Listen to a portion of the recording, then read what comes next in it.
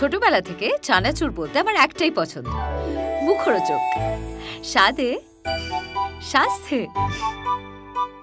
ভালো খান, সুস্থ থাকুন।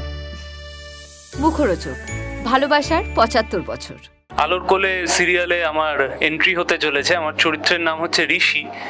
ঋষি একজন পেশায় উকিল এবং সে আসছে সেন পরিবার যে ভীষণ একটা জটিলতার মধ্যে পড়ে গেছে, একটা বিপদের মধ্যে পড়ে গেছে, সেই বিপদ থেকে রক্ষা করতে। কিন্তু ঋষির একটা পুরনো গল্প আছে, সেটা হচ্ছে ঋষি রাধার ছোটবেলাকার বন্ধু। তারা একসাথে নবদ্বীপে বড় হয়েছে এবং তাদের বেড়ে ওঠা, খেলাধুলা সবটাই একসাথে। এবং ঋষির মনে রাধার জন্য কিন্তু একটা ছোট্ট কোথাও একটা সফট স্পট আছে এবং সেটা এখনো আছে। সেই ছোটবেলার ভালোবাসাটা, বন্ধুত্বের ভালোবাসাটা কি প্রেমে পরিণত হয়েছে কিনা সেটা তো সময় বলবে। কিন্তু ঋষি এতদিন পর রাধার সাথে দেখা হতো, ওই ছোটবেলার যে ভালোবাসাটা ছিল সেইটা কোথাও আবার জেগে উঠেছে।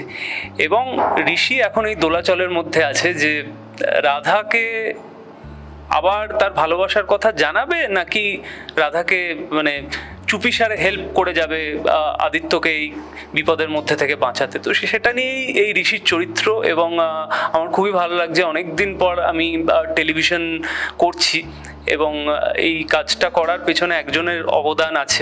একজন আমাকে প্রচণ্ড কনভিন্স করেছে, সেটা দৈপায়নদা, এই শোটার শো রানার। তো দৈপায়নদা আমাকে একদিন একটা কফি মিটিংয়ে বসে প্রায় বলা যায় ওই প্রেমিক প্রেমিকাদের মতন যেন পটিয়ে নেওয়া হয়, ওরকম পটিয়ে নিয়েছে এই টেলিভিশনের কাজটা করার জন্য। কিন্তু এই কাজটা করতে এসে আমি খুবই এক্সাইটেড, কারণ প্রচণ্ড ভালো কয়েকজন অভিনেতা এই কাজটার সাথে যুক্ত। একটা দারুণ টিম, আমি 2 দিন শ্যুট করেছি তাদের সাথে। ভীষণ একটা ভালো টিম এবং খুব হৈ হৈ করে শ্যুট হয়, একদম ভীষণ একটা খেলাধুলার মতন পরিবেশ থাকে এখানে।